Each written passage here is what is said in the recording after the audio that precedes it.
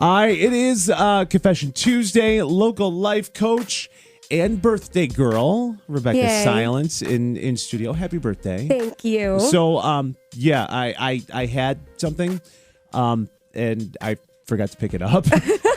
So, it's called getting home from Macklemore and Ryan Lewis at like 12:30 last night. Yes. And I was like, I need to sleep. So there is something. Oh, you are so funny. It's just not physically here. I like extending the birthday celebrations. It's all good. I know. Are you kidding me? I know people that extend their birthdays for like a week, a month even. I love that we get to do Confession Tuesday on my birthday this year. It seems so fabulous. I'll tell you what, the going from last birthday to this birthday, what a year you've had. It's like a lifetime in a year. It's wild. It's absolutely incredible. It is inspiredresultscoach.com. Rebecca Silence is a life coach. She helps you get out of your way, but it's more than just working one-on-one. There's corporate things. She'll come and speak to schools. She'll speak to a department at your work. Mm-hmm. You really have. You've traveled all over, and you've spoken to everyone from individuals to families to children to hundreds and thousands of people all at the same time. Yeah. And the corporate trainings are so much fun. It's a different approach to making productivity and efficiency happen. So if you're interested, definitely check it out on the website. Yeah, it's inspiredresultscoach.com. All right, so how this works here on a Confession Tuesday is you submit a question or you tell us what's going on in your world. We keep it confidential and we break it down here on the radio for free. All right, and are you ready? I'm so ready. All right, here we go. Dear Big Papa and Rebecca, how do my husband and I reconnect and build an emotional bond now that the kids are grown and out of the house? Great question. So you guys have heard me talk extensively about the 4 stages of relationships, right? There's fresh love. Tall honeymoon. It's disillusionment next, where we panic. What was I thinking? Next is power, conflict, and control, where everyone's trying to be right and win and come out on top, which always leaves somebody on the bottom and not in a good way. Then there's unconditional love. Oh, I love the fact that you took the joke. You took it right away. Occasionally I made a joke. Once in a while on my birthday I'll make a joke. But so then there's unconditional love. And after unconditional love, this is what we don't talk about very much. After unconditional love, that's where we have the opportunity to reinvent and recreate our relationships. Okay. You and I have done it, right? We recreated this year. We have Confession Tuesday Live now. That's new. Okay, all right. Right?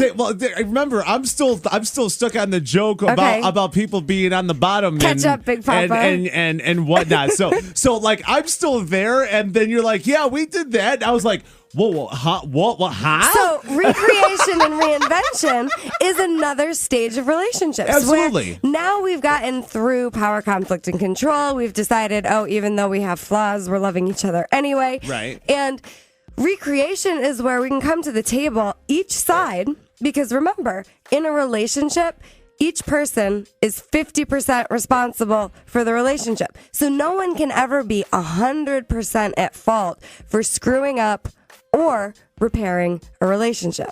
It's never on one person. Right. It's going to take 2. And they both have to be willing. As much as certain times you want to blame 100% on the other person, it takes 2 to tango. Well, and it's 50%, because here's why. Both sides have chosen in to every single experience that has gone on in that relationship. So if I've tolerated things or whatever decisions I've made, I am 100% responsible for my half, right? But not the entire relationship. Not the outcome for the entire relationship. And you don't have to believe me. Check it out for yourself. But I'm so clear in my couples work and even the corporate trainings where we're dealing with office drama.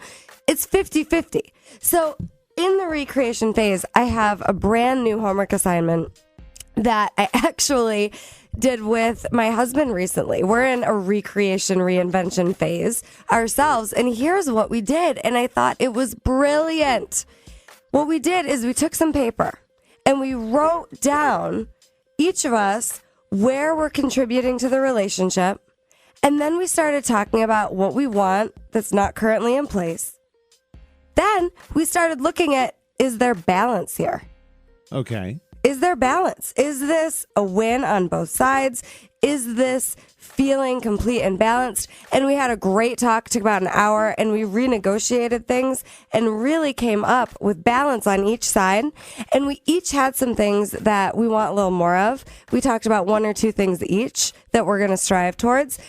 Putting it on paper is a really, really unique way to make it real now. Like, oh, we're going to actually address this, or we're putting down what's real that we know needs to shift. Well, you know what it is too, and as much as I break your chops for making lists and you know and making lists and making writing it down, even making more lists.